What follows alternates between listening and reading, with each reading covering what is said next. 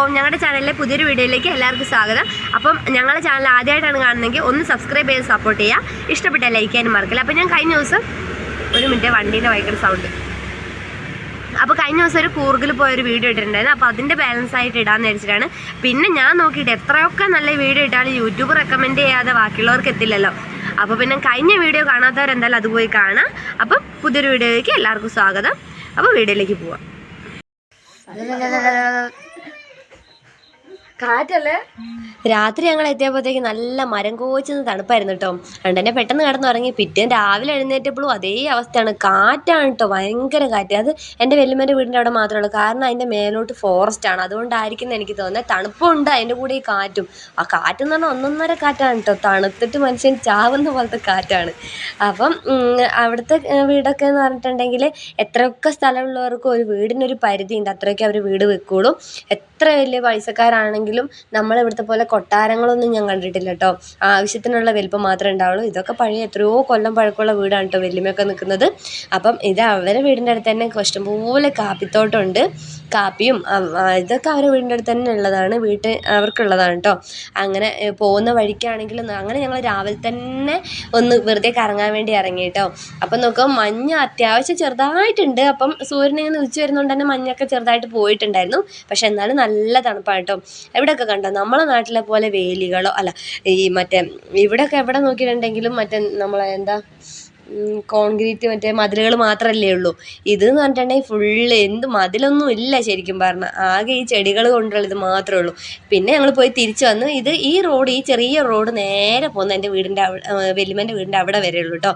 പിന്നെ ഈ ഒരു വെള്ളച്ചാട്ടം എന്ന് പറയുന്നത് മഴക്കാലത്ത് കാണാൻ അടിപൊളിയാണ്. ഞാൻ മഴക്കാലത്തൊക്കെ പോവുകയാണെങ്കിൽ ഒരു വീഡിയോ എടുക്കാം കേട്ടോ. ഈ വെള്ളച്ചാട്ടം നല്ല മുകളിൽ നിന്ന് തന്നെ വരുന്നതാണ്. വല്യമ്മേൻ്റെ വീടിൻ്റെ തൊട്ട് സൈഡിലായിട്ടുള്ളതാണ്.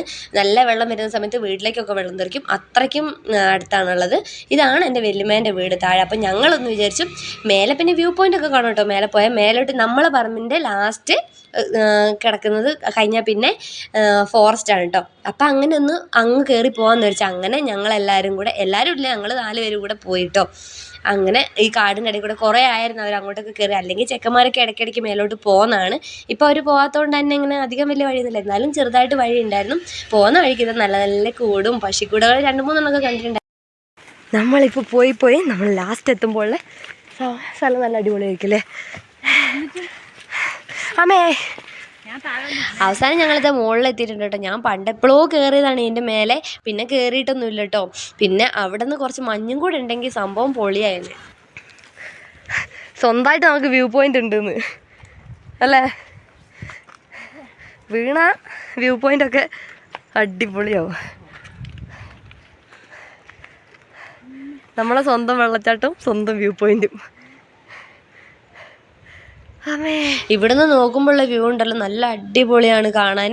പിന്നെ ഇവിടെ കുറച്ച് വെള്ളം ഉണ്ടെങ്കിൽ നമുക്ക് ആ പാറേൻ്റെ മേലെ കയറാൻ പറ്റില്ല, എന്നാലും കാണാൻ നല്ല അടിപൊളി സെറ്റാണ്. താഴേക്ക് നല്ല നമ്മൾ ഈ ശരിക്കും വെള്ളച്ചാട്ടത്തിലൊക്കെ കാണുന്ന പോലെ തന്നെ വെള്ളച്ചാട്ടം തന്നെയാണ് കേട്ടത്. ഞാൻ മഴക്കാലത്തൊക്കെ പോവുകയാണെങ്കിൽ ഞാൻ വീഡിയോ എടുത്ത് കാണിക്കാം. പിന്നെ അങ്ങ് ദൂരെ ഒരു കുരിശുമലയൊക്കെ കാണാം കേട്ടോ. ഇവിടെയൊക്കെ കൂടുതലും ഈ ഏരിയയിലൊക്കെ കൂടുതൽ മലയാളികൾ തന്നെയാണ്. കർണാടക വർത്താനം പറയുന്നവർ കുറവാണ്. പിന്നെ അവിടെയുള്ള എല്ലാവർക്കും തന്നെ കന്നഡക്കാരായാൽ പോലും അവിടെയുള്ളവർക്ക് മലയാളമൊക്കെ മര്യാദയ്ക്ക് അറിയാം കേട്ടോ. അങ്ങനെ ഞങ്ങൾ അവിടെ നിന്ന് കുറച്ച് നേരം ഞാൻ എന്താ പറയുക പെട്ടെന്ന് തന്നെ ഇറങ്ങും. കാരണം എനിക്ക് പേടിയാണ്. ഫോറസ്റ്റ് ആണല്ലോ അപ്പുറത്ത്, ഇങ്ങനെ മറ്റേ കേരള കർണാടക ബോർഡറുള്ള ഫോറസ്റ്റാണ്. അതുകൊണ്ട് തന്നെ എനിക്ക് പേടിയാണ് കേട്ടോ. പിന്നെ അട്ടേൻ്റെ ശല്യം സഹിക്കാൻ പറ്റാത്ത സംഭവമാണ് അവിടെ.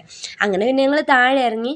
പിന്നെ ഇവിടെയൊക്കെ ഇങ്ങനെ കാപ്പിത്തോട്ടം ഉണ്ട് കേട്ടോ. നമുക്കിതൊന്നും ശരിക്കും പറഞ്ഞാൽ പുതുമയല്ല, ചെറുപ്പത്തൊട്ടേ കണ്ട് വളരുന്ന സംഭവം ആയതുകൊണ്ട് തന്നെ ഞങ്ങൾക്കിതൊന്നും പുതുമയൊന്നും അല്ല കേട്ടോ. പക്ഷെ ഞാൻ വിചാരിച്ചു ഈ പ്രാവശ്യം പോകുമ്പോൾ കാപ്പി പോവുകയാണെങ്കിൽ കുറച്ചും കൂടെ സെറ്റായേനെ. പിന്നെ ഈ ഒരു സംഭവം കണ്ടോ, കുടകിലുള്ള ഒട്ടുമിക്ക വീടുകളിൽ ഇതുണ്ടാവും കേട്ടോ. കാരണം തണുപ്പ് തന്നെ. അപ്പോൾ ഈ ബാത്റൂമിൻ്റെ പുറത്തൊരു അടുപ്പുണ്ടാവും, അത് അകത്തേക്കാണ് പോകുന്നത്. അപ്പോൾ അകത്ത് ഇങ്ങനെ ഒരു ചെമ്പും ഉണ്ടാവും, അതിലെപ്പോഴും ചൂടുവെള്ളം ഉണ്ടാവും കേട്ടോ. അതിന് വേണ്ടിയിട്ടാണ്. അപ്പോൾ ഇതൊക്കെ ഓറഞ്ച് മരങ്ങളാണ് കേട്ടോ. ഇഷ്ടംപോലെ ഓറഞ്ച് മരം ഉണ്ടായിരുന്നു. പക്ഷേ ഓറഞ്ച് ഒന്നും ഞാൻ കണ്ടില്ല. ഓറഞ്ച് മരങ്ങളുണ്ട്. പിന്നെ കണ്ണത്താ ദൂരം വരെ കിടക്കുന്ന നെൽപ്പാടങ്ങളും ഒക്കെ ഉണ്ട് കേട്ടോ. അവിടുത്തെ ഭംഗിയൊന്നും നമുക്ക് ഈ ഫോണിലൂടെയോ അല്ല ക്യാമറയിലൂടെ കാണിക്കാൻ പറ്റുന്നല്ല. പിന്നെ ഈ ഒരു ചേച്ചി നടന്നു പോകുന്നുണ്ടോ, ഇങ്ങനെയാണ് ഏകദേശം അവിടെയുള്ളവർ സാരി എടുക്കുക. അത് 2 ടൈപ്പ് അവർ ഉടുക്കും കേട്ടോ. കുറച്ച് മുന്തിയ ജാതിക്കാർ വേറെ പോലെയും കുറച്ച് താഴ്ന്ന ജാതിക്കാർ വേറെ പോലെ അങ്ങനെയാണ് ഉടുക്കുന്നത്. സാരി ഏകദേശം ഇങ്ങനെ തന്നെയാണ് ഉടുക്കുന്നത്.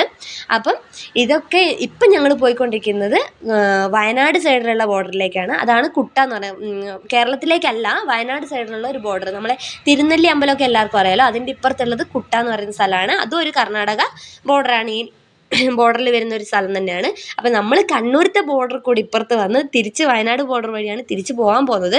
പക്ഷേ ഇപ്പം ഞങ്ങൾ തിരിച്ച് പോവല്ല കേട്ടോ, ഞങ്ങളെ തറവാട്ടിലേക്ക്, അതായത് മമ്മീൻ്റെ ഒക്കെ അമ്മേൻ്റെ വീടൊക്കെ അവിടെയാണ്. അപ്പോൾ അങ്ങോട്ടേക്കാണ് പോകുന്നത്. അവിടെയൊക്കെ പോയി കഴിഞ്ഞാൽ നമുക്ക് വീഡിയോ എടുക്കാനൊന്നും സമയം തികയില്ല, കാരണം പോകാനുള്ള വീടുകൾ അത്രയും ഉണ്ട്. അപ്പോൾ നമ്മൾ പോയത് കുറച്ച് വീട്ടിൽ മാത്രമേ ഉള്ളൂ, അതൊന്നും മൊത്തമായിട്ടൊന്നും നമ്മൾ എടുത്തിട്ടില്ല കേട്ടോ. പിന്നെ ഈ പോകുന്ന വഴിയുണ്ട്, എനിക്ക് ഇവിടെയൊക്കെ സത്യം പറഞ്ഞാൽ നമ്മൾ ഇങ്ങനെ ജീവിച്ചിട്ട് അവിടെയൊക്കെ പോകുമ്പോൾ ഇങ്ങനെ സ്ഥലത്ത് ഇറങ്ങി നടക്കാനൊക്കെ നല്ല പേടിയാണ് കേട്ടോ.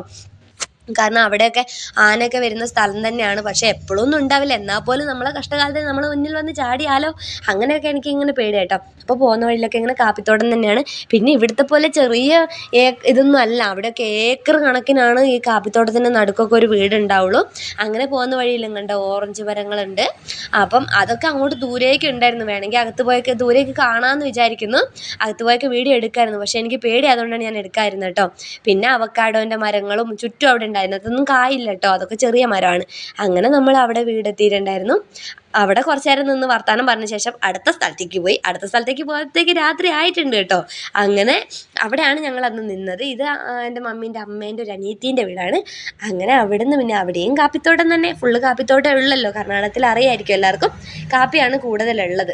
പിന്നെ അവിടെ ഞങ്ങൾ രാവിലെ എഴുന്നേറ്റിട്ടുള്ളൊരു കാഴ്ച കണ്ടത്, നല്ല ഭംഗി, സൂര്യൻ എല്ലാം ഉദിച്ച് വരുന്നുണ്ട്, അതിൻ്റെ കൂടെ കുറച്ച് മഞ്ഞ്, തണുപ്പ് എല്ലാം കൂടെ. പിന്നെ അത് കാപ്പിക്കളമാണ് കേട്ടോ. അതൊക്കെ ഞാൻ ഇനിയും പോവുകയാണെങ്കിൽ പറ്റുമ്പോൾ എടുക്കാം. ഇന്നത്തെ വീഡിയോ ഇത്രയേ ഉള്ളൂ. ഇഷ്ടപ്പെട്ടാൽ ലൈക്ക് ചെയ്യുക, സബ്സ്ക്രൈബ് ചെയ്യുക, സപ്പോർട്ട് ചെയ്യുക. അടുത്തൊരു നല്ല വീഡിയോ ആയിട്ട് അടുത്ത ദിവസം വരട്ടെ. ബൈ.